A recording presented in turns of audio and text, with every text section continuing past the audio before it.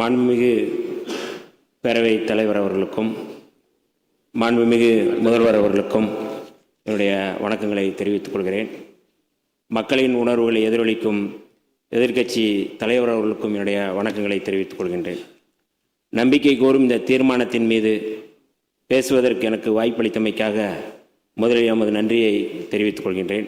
இந்த அவையிலே பங்கெடுத்திருக்கின்ற அத்தனை சட்டமன்ற உறுப்பினர்கள், அமைச்சர் பெருமக்கள் அத்தனை பேருக்கும் என்னுடைய வணக்கங்களை தெரிவித்துக் கொள்கிறேன்.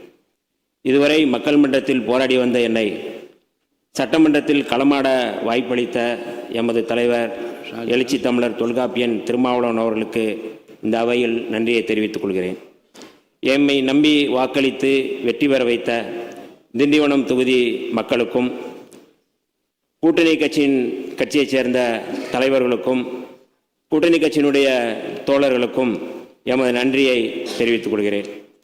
விடுதலை சிறுத்தைகள் கட்சி உள்ளிட்ட மதச்சார்பற்ற கட்சிகளின் ஆதரவோடு பொறுப்பேற்றிருக்கும் இந்த அரசு நம்பிக்கை வாக்கெடுப்பில் வெற்றி பெற்று 5 ஆண்டுகளுக்கு நீடிக்கும் என்று நான் உறுதியாக நம்புகிறேன். அதற்காக முன்கூட்டியே விடுதலை சிறுத்தைகளின் சார்பில் எமது நன்றியை தெரிவித்துக் கொள்கின்றேன், வாழ்த்துக்களை தெரிவித்துக் கொள்கின்றேன். விடுதலை சிறுத்தைகள் கட்சியும் இடதுசாரி கட்சிகளும் காங்கிரஸ், இந்திய யூனியன் முஸ்லீம் லீக் ஆகிய கட்சிகளும் திமுக தலைமையிலான மதச்சார்பற்ற முற்போக்கு கூட்டணியில் இடம்பெற்று தேர்தலை சந்தித்தோம். ஆனால் இந்த தேர்தலில் தவேகாவுக்கு தமிழக வெற்றி கழகத்திற்கு பெரும்பான்மை கிடைத்து ஆட்சி அமைத்துள்ளது. பாஜகவின் மறைமுக செயல் திட்டமான ஆளுநர் ஆட்சியை கொண்டு வருவதற்கான முயற்சியை தடுக்கும் வகையில் விடுதலை சிறுத்தைகள் தமிழக வெற்றி கழகத்திற்கு ஆதரவு தெரிவித்துக் கொள்கின்றோம். மாண்புமிகு முதலமைச்சர் அவர்கள் பொறுப்பேற்பதற்கு விடுதலை சிறுத்தைகள் கட்சியின் ஆதரவு முக்கியமானதாக இருந்தது என்பதை இந்த நாட்டு மக்கள் அறிவார்கள்.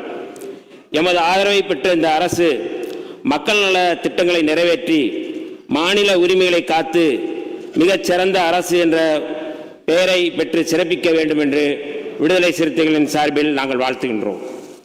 இந்த அரசு ஆதரிப்பவர்கள், எதிர்ப்பவர்கள் என அனைவருக்குமான அரசாக இருக்கும் என்பதை நம்முடைய முதல்வர் அவர்கள் தனது நடவடிக்கைகள் மூலம் உணர்த்தியிருக்கிறார்கள்.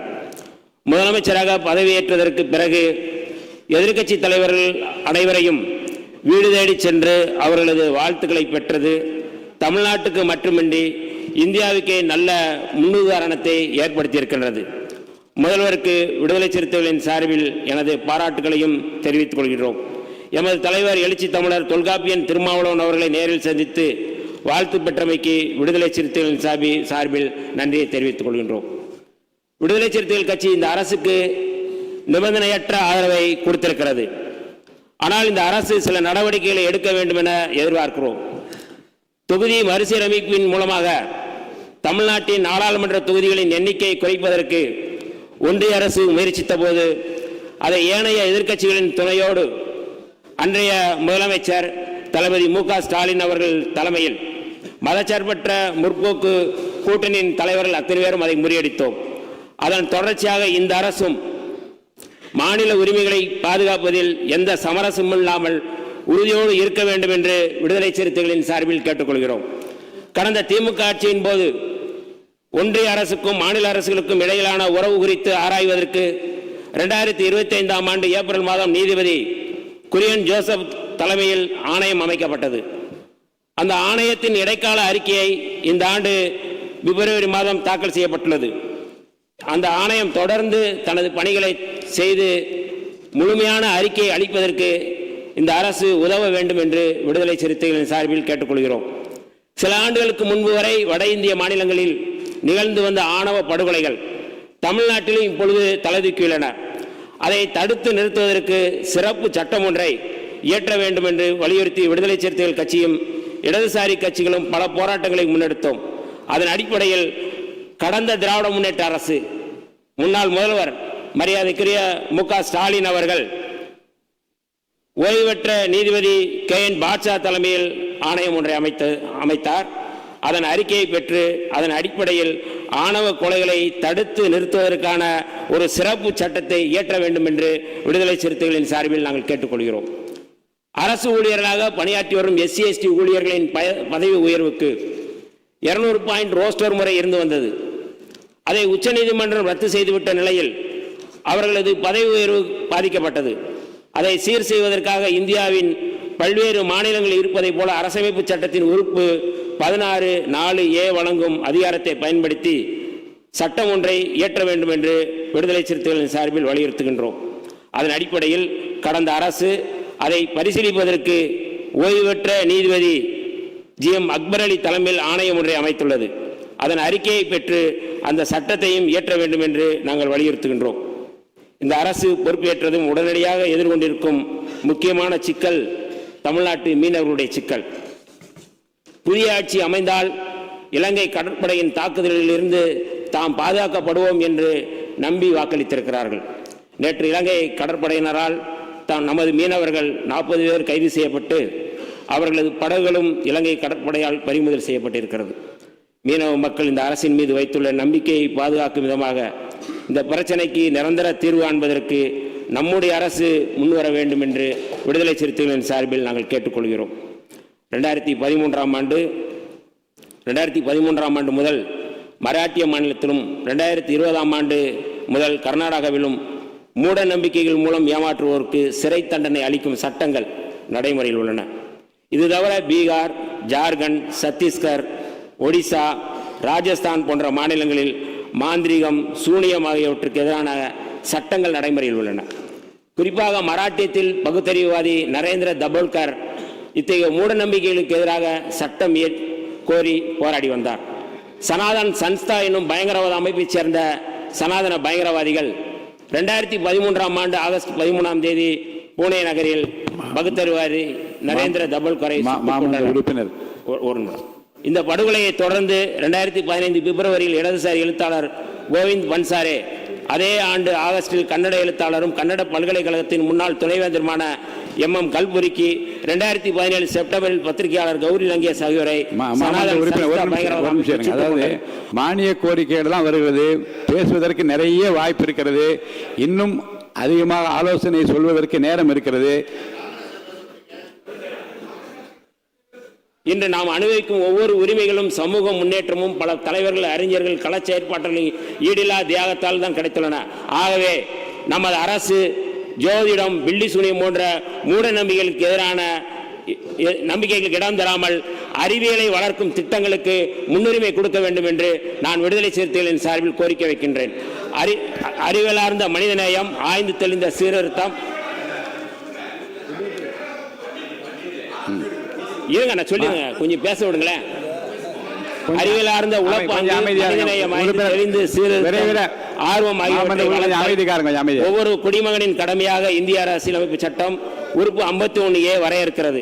எனவே கர்நாடகம் மற்றும் மராட்டியத்தில் இருப்பது போன்று மூட நம்பிக்கைகளுக்கு எதிரான சட்டத்தை கொண்டு வர வேண்டும் என்று விடுதலை சிறுத்தைகளின் சார்பில் வலியுறுத்துகின்றோம். நமது தொப்புள் கொடி உறவான ஈழத்தமிழர்கள் சிங்கள பௌத்த பேரினவாத அரசின் கீழ் இப்போதும் அல்லல்பட்டு வருகின்றனர். கடந்த 4 நூற்றாண்டுக்கு மேலாக தனித்தமிழீழ கோரிக்கையை காந்தி வழியில் ஈழத்தந்தை செல்வா போராட்டத்தை நடத்தினார்கள், அறப்போராட்டத்தை. அதன் தொடர்ச்சியாக மேதகு பிரபாகரன் அவர்கள் தனித்தமிழ் ஈழ கோரிக்கைக்காக ஆயுத வழி அறப்போராட்டத்தை முன்னெடுத்தார்கள். 2009ஆம் ஆண்டு மே மாதத்தில் முள்ளிவாய்க்காலில் எமது தமிழ் தேசிய இனத்தின் வீரஞ்செறிந்த போராட்டத்தை இந்திய அரசின் உதவியோடு இனப்படுகொலையை நடத்தி உலக நாடுகள் முடக்கின. ஈழத்தமிழர் விடுதலைக்கு தீர்வு காண இந்திய அரசு இலங்கை அரசுடன் போட்ட ஒப்பந்தம் நிறைவேற்றப்படாமல் உள்ளது. இந்த சூழலில் நமது அரசு ஈழத்தமிழர் வழியை உணர்ந்து ஈழத்தமிழர்கள் தம்மைத்தாமே ஆட்சி செய்து கொள்ளும் உரிமையை, அதாவது தனித்தமிழ் ஈழத்தை மீட்டு தருவதற்கு தமிழ்நாடு அரசு முன்முயற்சி மேற்கொள்ள வேண்டும் என்று விடுதலை சிறுத்தைகளின் சார்பில் கேட்டுக்கொள்கிறோம். அது மட்டுமல்லாது தமிழின படுகொலை நடைபெற்ற மே 18 சர்வதேச இனப்படுகொலை தினம் உலக தமிழர்கள் முன்னெடுத்து வருகின்றனர். அந்த வகையில் மே 18 அன்று தமிழீழ விடுதலை கனவோடு மாண்டு மடிந்த எமது மாவீரர்களுக்கும் பொதுமக்களுக்கும் வீரவணக்கம் செலுத்தும் வகையில் தமிழ்நாடு அரசே இந்த துயரத்தில் பங்கெடுத்து அந்த நினைவை கூறப்பட வேண்டும் என்று விடுதலை சிறுத்தைகளின் சார்பில் நாங்கள் வலியுறுத்துகின்றோம். தமிழ்நாட்டில் தஞ்சமடைந்த ஈழத்தமிழ் அகதிகளுக்கு கடந்த ஆட்சியின் போது நிரந்தர வீடுகள் கட்டித்தரப்பட்டன. திமுக அரசின் சார்பாக கட்டப்பட்ட அந்த வீடுகளும் எண்ணற்ற சலுகைகளும் இன்றும் தொடர வேண்டும். அவர்கள் இந்திய குடியுரிமை வேண்டும் என்பதை முதன்மையாக கோருகின்றனர். ஒன்றிய அரசிடம் வலியுறுத்தி தமிழ்நாட்டில் உள்ள ஏதிலிகளின் முகாம்களில் தங்கியிருக்கும் ஈழத்தமிழர்கள் அனைவருக்கும் இந்திய குடியுரிமை பெற்று தருவதற்கு நமது அரசு நடவடிக்கை எடுக்க வேண்டும் என்று விடுதலை சிறுத்தைகளின் சார்பில் கோரிக்கை வைக்கின்றோம். இந்த நம்பிக்கை வாக்கெடுப்பில் வெற்றி பெறப்போகும் நமது முதலமைச்சர் அவர்கள் கல்வி, சுகாதாரம், தொழில் வளர்ச்சி ஆகியவற்றில் முதலிடம் வகிக்கும் தமிழ்நாட்டை பிற துறைகளிலும் முதலிடம் வகிக்கும் மாநிலமாக மாற்ற வேண்டும். கடந்த திராவிட மாடல் அரசு திமுக அரசு முன்வைத்த காலை சிற்றுண்டி திட்டம், மகளிருக்கான உரிமை திட்டம், நான் முதல்வன் திட்டம், தமிழ் புதல்வன் திட்டம் இந்த ஆட்சியிலும் தொடர வேண்டும் என்று விடுதலை சிறுத்தைகளின் சார்பில் நாங்கள் கோரிக்கை வைக்கின்றோம். அதேபோல நம்முடைய அரசு சிங்கப்பெண் படை, போதைப்பொருள் தடுப்பு படை, மதுக்கடைகள் மூடல், அதாவது பேருந்து நிலையங்கள், பள்ளிகள், வழிபாட்டு தலங்கள், இந்த பகுதியில் இருக்கின்ற மதுக்கடைகள் மூடல், இந்த 3 முக்கியமான முன்னெடுப்பை விடுதலை சிறுத்தைகளின் சார்பில் நாங்கள் வரவேற்கின்றோம். 2 யூனிட் மின்சாரம் 5 ஆண்டுகளும் தொடர வேண்டும் என்றும் விடுதலை சிறுத்தைகளின் சார்பில் நாங்கள் கோரிக்கை வைக்கின்றோம். 1946ஆம் ஆண்டு டிசம்பர் 17ஆம் தேதி அரசமைப்பு சட்ட அவையில் புரட்சியாளர் அம்பேத்கர் தனது முதல் உரையை இந்த வரிகளோடு முடித்திருப்பார். இந்த அவையை தமக்கு அளிக்கப்பட்டுள்ள இறையாண்மை மிக்க அதிகாரத்தை அறிவார்ந்த முறையில் பயன்படுத்தும் என்பதை நாம் நமது நடத்தையின் மூலம் நிரூபிப்போம். அதன் மூலமாக நாட்டின் அனைத்து தரப்பினரையும் நம்மோடு அழைத்து செல்ல முடியும். ஒற்றுமை எட்டுவதற்கு இதை தவிர வேற வழி இல்லை. நன்றி, வணக்கம். தமிழ் வாழ்க, ஈழம் வெல்க, தந்தை பெரியார் வாழ்க, புரட்சியாளர் அம்பேத்கர் வாழ்க, எழுச்சி தமிழர் வாழ்க. நன்றி, வணக்கம்.